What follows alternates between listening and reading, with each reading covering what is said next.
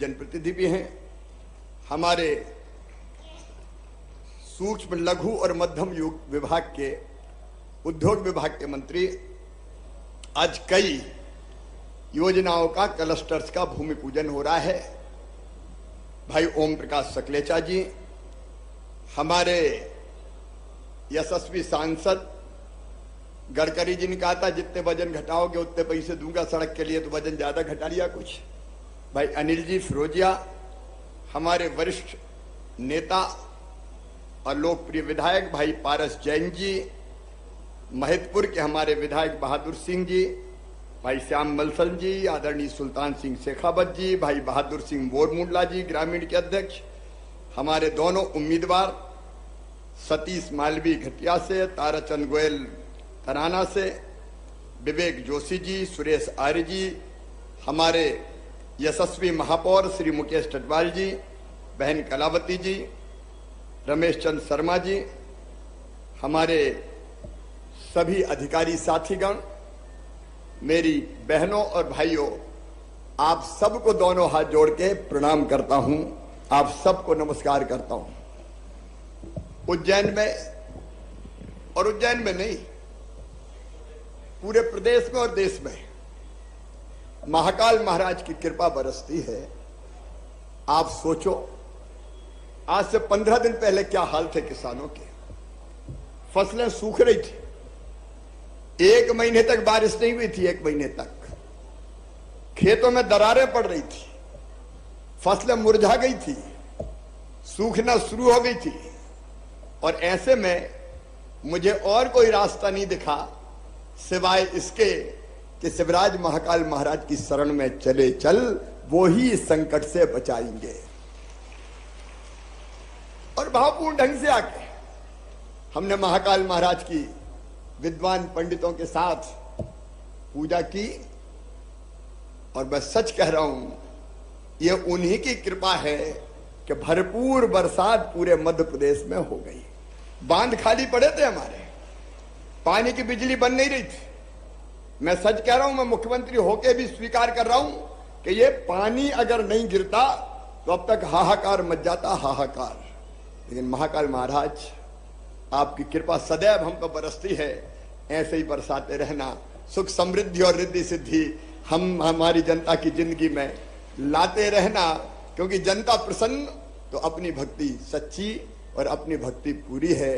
मैं उनको बारंबार मध्य प्रदेश की 9 करोड़ जनता की ओर से प्रणाम कर रहा हूं। और आज जो हमने भूमि पूजन किया है अपनी इस पावन नगरी में, महाकाल महाराज की नगरी, अद्भुत अवंतिका, मैं क्या बात करूं, मेरा रोम रोम उज्जैन का नाम लेते ही पुलकित हो जाता है।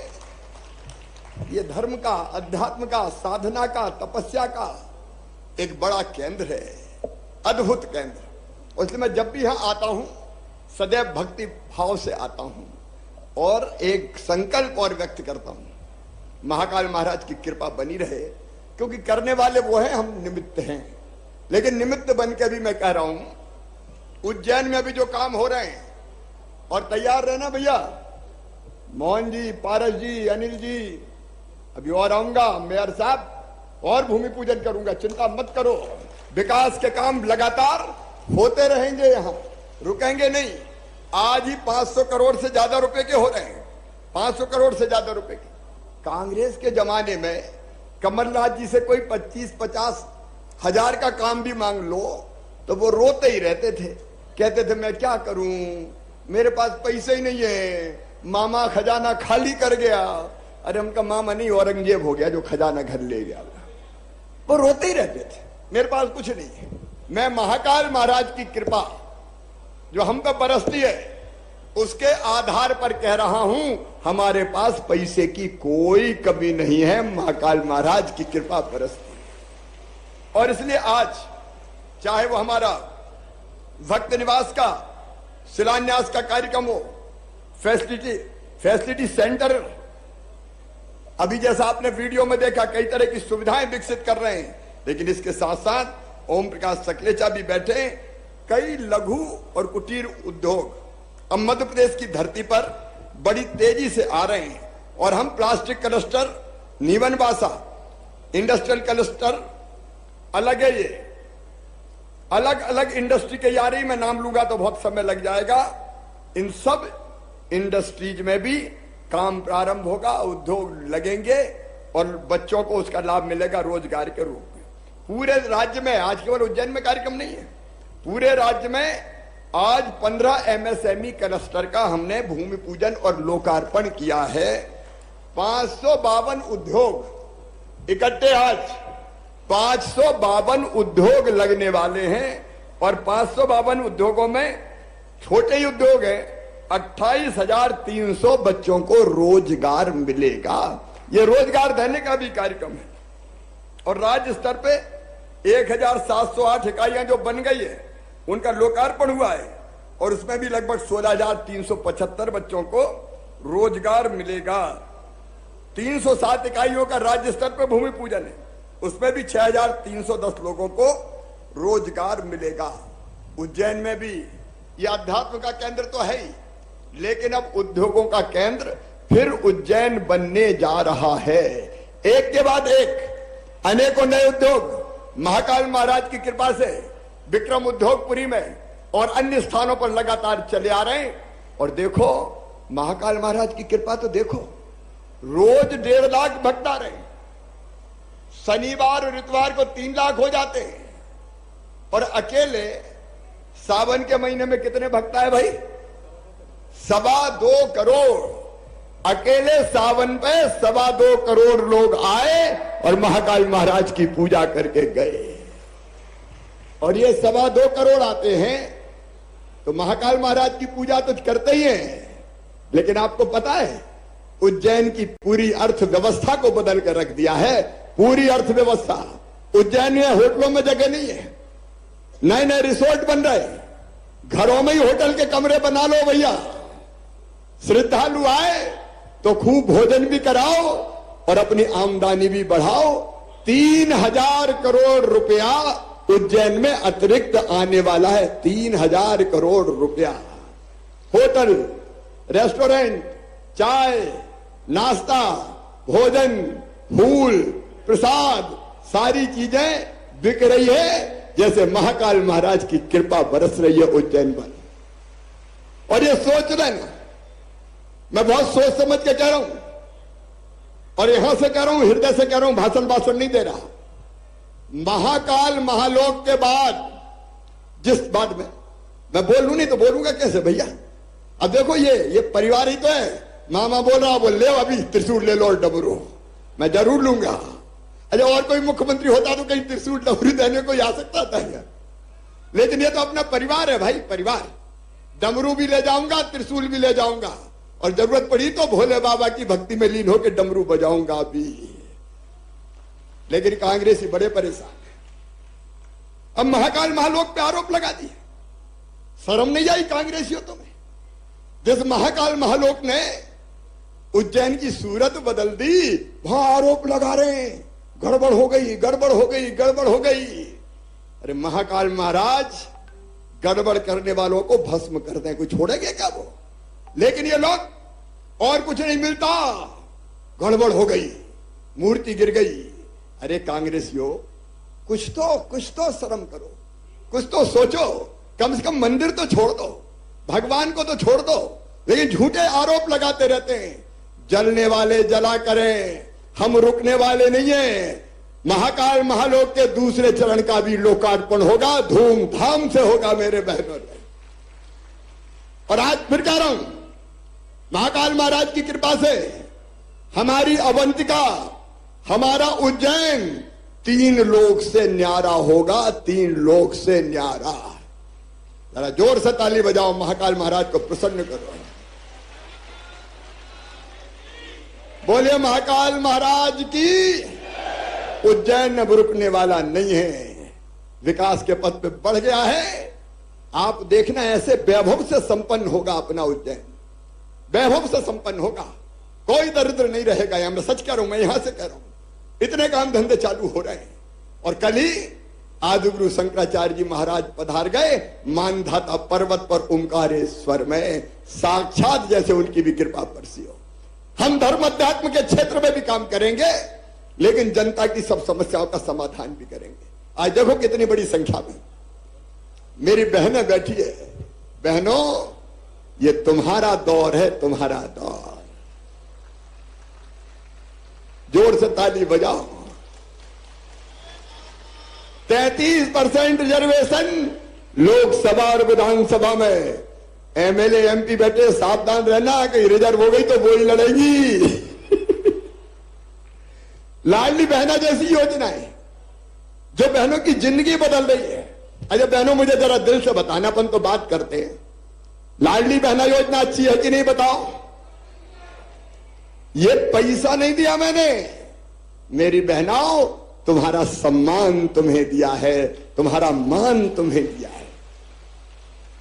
छोटी छोटी चीज के लिए क्यों मेरी बहना हाथ फैलाए। 1500 की जरूरत पड़ गई तो गरीब बहना को, निम्न मध्यम वर्गीय बहना को हाथ फैलाने पड़ते थे। बच्चों के कपड़े खरीदना है, स्कूल की किताबें चाहिए, कोई खिलौना चाहिए। अरे मुझे ऐसी ऐसी बहन मिली जिन्होंने कहा मामा हमने दुकान धंधा चालू कर दिया। मैंने कहा क्या कर दिया? तो एक बहन लगा रही है सब्जियों का ठेला। बोले अब तो मेरी रोज की आमदनी 100-150 रुपया हो गई। एक ने चाय की गुमटी खोली। एक बहन बोली मैंने बचा के सेकंड हैंड सिलाई की मशीन खरीद ली और अब सिलाई कर रही हूं और आमदनी बढ़ा रही हूं। ये केवल योजना नहीं है, ये आपकी जिंदगी बदलने का प्रयास है।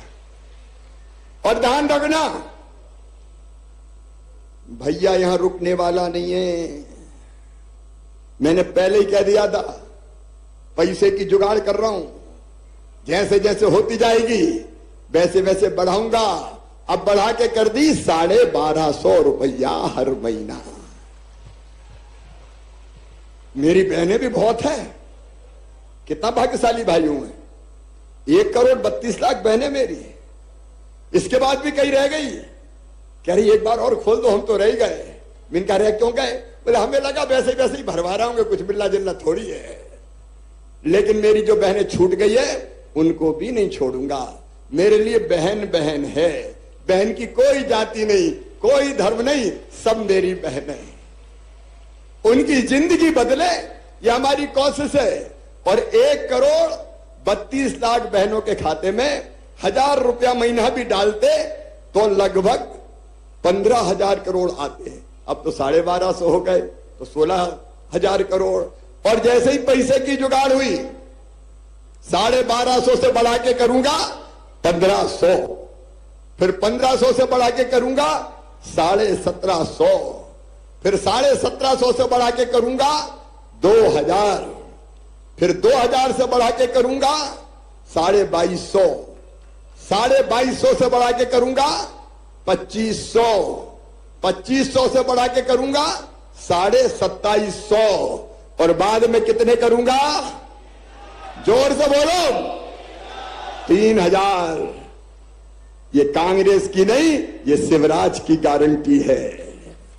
जो कहा है वो करेंगे। और भाई चिंता मत करना, बहनें बड़ी दयालु है, ज्यादातर पैसा अपने ही काम आने वाले हैं। और मेरी बहनों, मैंने एक इंपैक्ट असेसमेंट करवाया कि इससे बहनों की जिंदगी में क्या परिवर्तन आया। तो मैं एक राज की बात बताऊं, कई बहनों ने, हमने सर्वे करवाया तो उन्होंने कहा कि हमारी जब से ये पैसे आ रहे हैं तो घर जरा पूछ पड़क बढ़ गई है, इज्जत बढ़ गई है घर। सासू भी, सासू मां भैया प्रेम से बोलती है, बहू कैसी हो, आ गए कि नहीं आए। और एक बहन ने कहा कि अब तो सासू मां कहती कि रोटी में घी चुपड़ के दो बहू को भी।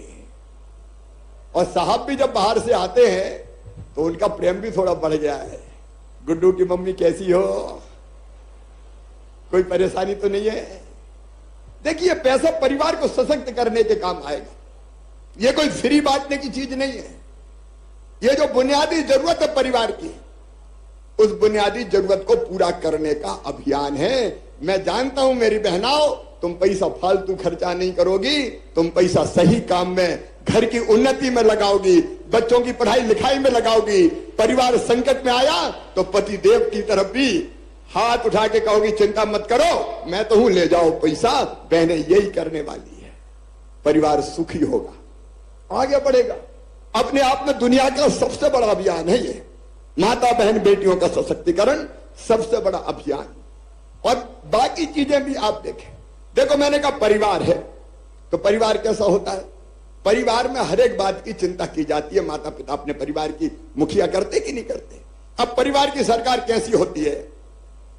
राशन फ्री गरीबों का परिवार की सरकार है। एक बात और सुन लेना ध्यान से, ये मेरा संकल्प है।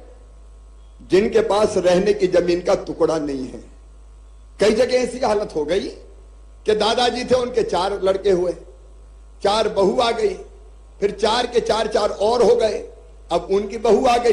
तो कई घर ऐसे हैं कि जहां रहने की जगह नहीं बची।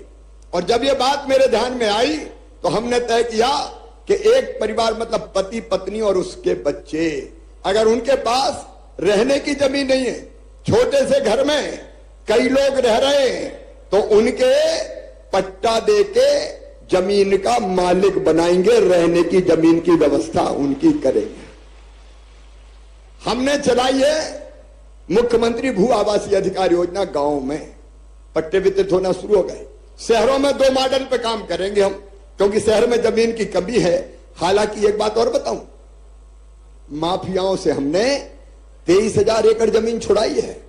माफिया थे जो गड़बड़ करते थे, कब्जे, इस जमीन पे भी कब्जा कर रखा था, ये सभी पे भी कब्जा कर रखा था, हटा दिया कब्जा, और अब ये सारी चीजें बन रही है। एक तो वो जमीन जितनी हम छुड़ा रहे हैं, उस जमीन पे गरीबों के मकान बनाएंगे शहर में, और बाकी भी जो बरसों से रह रहे हैं उनको पट्टा देके मालिक बनाएंगे, और जिनके पास जमीन नहीं है तो अभी उपलब्ध करके मल्टी स्टोरी बना के रहने के कम से कम एक छोटे घर की व्यवस्था करेंगे। गांव में जमीन देंगे या मल्टी स्टोरी भी बनाएंगे, तो रहने की व्यवस्था हो जाए। तीसरी चीज हमारी होती है, तीसरी चीज सबसे जरूरी होती है, वो है बीमारी में इलाज। आयुष्मान भारत योजना, 5 लाख रुपए तक का इलाज निःशुल्क, मुख्यमंत्री स्वेच्छानुदान लगातार। और अभी आचार संहिता के पहले ही भाई एक कार्यक्रम के लिए और आना है, मेडिकल कॉलेज के लिए, तो मेडिकल कॉलेज का भी भूमि पूजन यहां पे करना है, ताकि संभागीय मुख्यालय पर मेडिकल कॉलेज की इलाज की परफेक्ट व्यवस्था। एक होती है बच्चों की पढ़ाई। सबके दिमाग में चिंता रहती है कि मेरे बेटा बेटी ढंग से पढ़ जाए, और विशेषकर वो परिवार जो आर्थिक रूप से कमजोर रहते हैं। तो मेरी बहनों, मेरे भाइयों, हमने जो योजना बनाई है, देखो बच्चे गांव में दूसरे गांव पढ़ने जाए, 5वीं पास करके 6वीं, तो 4,500 रुपये हमने साइकिल के दिए।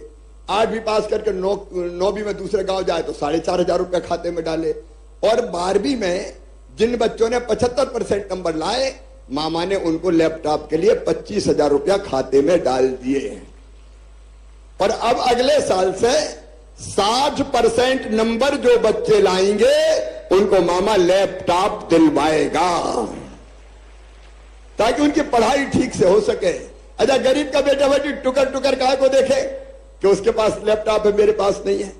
अगर वो पढ़ने में तेज, हमको करना चाहिए, ये हमारा फर्ज है। और सुनो, 12वीं में मैंने कहा था कि जो बच्चे पहले नंबर पे आएंगे, अपने स्कूल में एक बेटा और एक बेटी, उसको मामा स्कूटी दिलवाएगा। हमने स्कूटी दे दी, जो पसंद में आई वो ही खरीदी।